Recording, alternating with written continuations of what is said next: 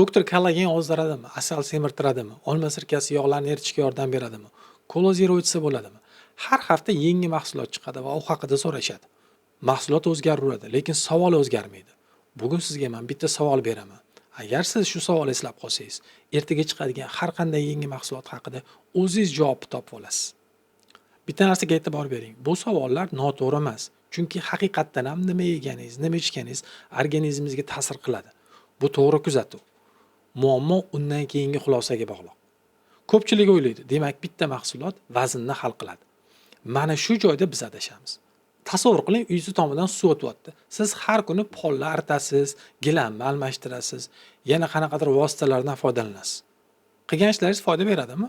Albatta beradi, lekin tomingiz tuzalmaydi va natijada ertasi kuni yana suv o'tadi. Vazn bilan ham xuddi shu sodir bo'ladi. Ba'zi mahsulotlarning foydasi bo'lishi mumkin, lekin ular tomni tuzatmaydi. Chunki vazndagi muammo bitta mahsulot bilan hal bo'lmaydi. Vazn bu tizim.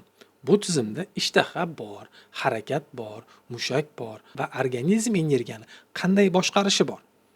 Ayni shu yerda bitta muhim masala bor. Insulin rezistentligi. Bu organizmni insulin ta'siriga javob berishi pasayadigan holat. Bitta narsani eslab qoling. Mahsulot vaznga to'g'ridan-to'g'ri ta'sir qilmaydi. Avval u tizimga ta'sir qiladi. Tizim esa xulqni o'zgartiradi. Xulq esa vaznni o'zgartiradi. Endi sizga savol, bu siz so'ragan mahsulot shu tizimni qaysi qismini o'zgartiradi? Endi kollagenga qaytamiz. Kollagen bu oqsil. Teriga foydasi bo'lishi mumkin, bo'g'imlarga foydasi bo'lishi mumkin. Ba'zilarga kunlik oqsil miqdorini oshirishga ham yordam berishi mumkin. Lekin eng muhim savol boshqa. U yuqoridagi tizimni qaysi qismini o'zgartiradi? Mana shu savolni asalga ham bering, olma sirkasiga ham, Cola Zero'ga ham bering. Ertaga siz uchratadigan yana boshqa mahsulotlarga ham ayni shu savolni bering.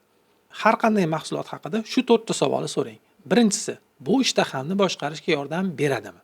Ikkinchisi, insulin rezistentligiga sezilarli ta'sir qiladimi? Uchinchisi, mushaklarni saqlashga yordam beradimi? To'rtinchisi, men buni bir necha oy davom ettira olamanmi? Agar bu savollarga javobingiz yo'q bo'ladigan bo'lsa, unda bu mahsulotdan katta natija kutmang.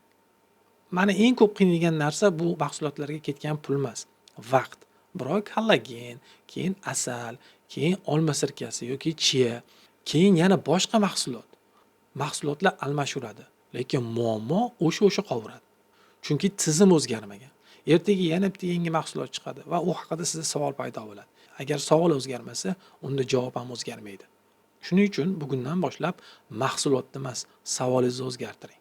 O'zingizdan so'rang, bu mahsulot meni tizimimni qaysi qismini o'zgartiradi?